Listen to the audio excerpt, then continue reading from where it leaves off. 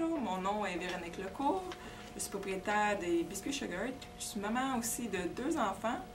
Malek qui est né en juillet 2008 et Naïma qui est née en octobre 2006.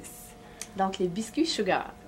Donc, qu'est-ce que tu... J'imagine que oui, c'est des biscuits que tu vends, mais qu'est-ce qu'ils ont de spécial, ces biscuits-là, Véronique? Parle-nous de ton entreprise. Mais c'est des biscuits un peu comme que, on pourrait dire, nos grands-mères faisaient à l'emporte-pièce. Mais le caractéristique de l'entreprise, c'est qu'on offre une variété de saveurs de biscuits. C'est pas juste le biscuit traditionnel à la vanille. On a le vanille chocolat, les saveurs traditionnelles, mais on a aussi coconut, orange, banane. Ça surprend souvent le monde, mais aussi à l'érable. Puis le biscuit, c'est pas un biscuit qui est dur, c'est un biscuit qui est tendre. C'est une caractéristique principale. Et présentement, donc, est-ce que tu as une boutique pignon sur rue ou tu as une boutique virtuelle, je crois? Tu as un site Internet? On est sur Internet, on n'a pas de local ouvert au public. C'est sur commande. Parce que chaque biscuit, c'est préparé frais pour le client. Et là, tu nous as parlé des saveurs et tout ça, mais je pense qu'il y a quelque chose de particulier, tes biscuits aussi. Tu peux faire quelque chose de particulier pour... On fait aussi l'impression de logo, mais aussi l'impression de photo. Donc, dans le fond, tout ce qu'on veut imprimer sur les biscuits... Est-ce que tu veux nous montrer quelques-unes de tes créations? Oui. Ici, on a des logos. D'entreprise. Oui, d'entreprise. Des biscuits corporatifs. Biscuits corporatifs. On peut avoir aussi, sans le petit contour de ce client, là, juste plein. On a un format carte d'affaires, différents formats. On a aussi les photos comme pour les baptêmes, là, pour les bébés. OK. Et je pense que c'est des fêtes d'enfants sur un gâteau, tu peux... Oui, on peut aussi faire ça. Et Véronique, dis-moi, qu'est-ce que tu faisais avant de démarrer cette entreprise-là? J'étais maman à la maison.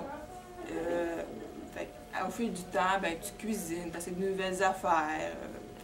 C'est comme ça qu'au fil du temps, j'ai tombé... Donc, est-ce que tu dirais que c'est la maternité qui t'a poussé vers ça? Ou qu'est-ce que ça a changé pour toi, la maternité? Ben oui, ça m'a poussé vers ça parce qu'avant ça, j'étais en architecture. Donc, c'est un tout autre milieu. En étant à la maison, je me suis mis à cuisiner comme ma mère faisait quand j'étais petite, puis elle faisait des super gâteaux. Donc, je suis partie de là. Et là, tu parles de ta mère qui faisait des super gâteaux. Est-ce que tu avais des exemples d'entrepreneurs dans ta famille? Non, pas vraiment, mais je me suis dit... Ma mère s'est toujours dit pourquoi j'ai...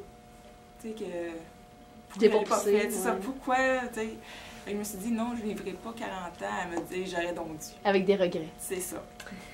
Et depuis quand tu es en affaires, Véronique? Officiellement, c'est l'automne 2009. Et est-ce qu'il y a des personnes qui t'ont particulièrement aidé, qui t'ont encouragé, qui t'ont supporté dans cette idée, dans cette prise de décision, ou plutôt il y a des gens qui ont tenté de te décourager? Bien, la personne qui me supporte le plus, c'est ma sœur. Elle est à 100 000 à l'heure depuis le début. Au départ, mon mari n'était pas sûr, il s'est dit, bon, une autre affaire. Mais avec le temps, il voit que... C'est vraiment une passion, c'est quelque ça, chose de... Puis que ça marche bien. Et est-ce que tu penses que ça prend des qualités particulières? Qu'est-ce que ça prend pour être une entrepreneur? Avoir,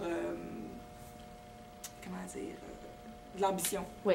Parce que sinon, si tu n'as pas d'ambition, tu vas te faire écraser rapidement ou te faire décourager avant.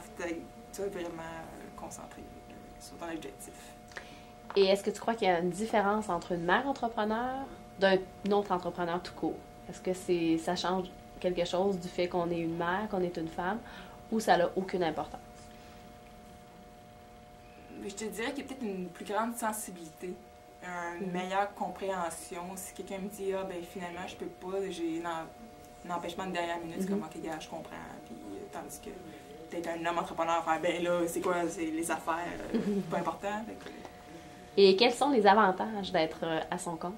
Pouvoir gérer le temps, comme moi, je peux gérer mes contrats que je prends selon mes disponibilités. Et est-ce qu'il y a des inconvénients à tout ça? Oui, parce que des fois, tu pognes des trop gros contrats, puis il manque de temps.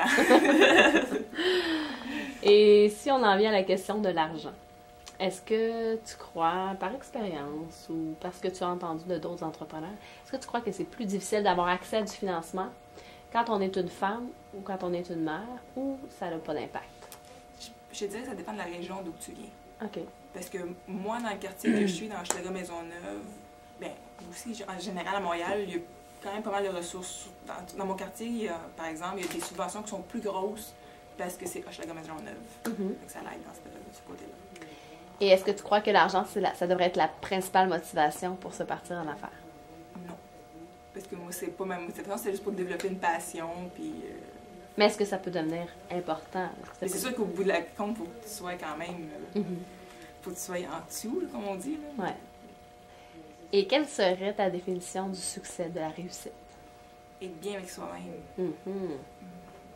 Et au niveau de la conciliation travail-famille, donc 2 enfants, comment tu réussis à organiser justement, à planifier ton temps? Qu'est-ce que ça peut représenter justement une journée où tu as vraiment pris un contrat ou tout ça? Comment tu peux organiser tes trucs pour que tu obtiennes un équilibre conciliation travail-famille? Bien, ce qui est bien, c'est que quand je sais d'avance, donc une semaine, 2, je peux préparer la pâte d'avance. Je la mets au congélateur. Elle n'est pas cuite encore, mais je la fais cuire congelée. Fait que comme ça, en le faisant d'avance, je peux répartir mon temps sur plusieurs journées. Fait que là, c'est moins rushant de le faire juste dans 2 jours. Est-ce que tu dirais que c'est nécessaire de planifier quand on est maman et entrepreneur? Très important parce que sinon, ça sort pas. Et si je te parle du futur, comment tu entrevois le futur avec Sugar? Donc, c'est quoi tes rêves, tes projets à long terme? Bien, comme là, présentement, bon, c'est assez petit, comme on dit. J'ai commencé l'année passée. Mais là, à peu près dans 3 ans, les 2 enfants vont être à l'école. Donc, je me dis que je veux avoir une bonne usine, comme on dit, de production.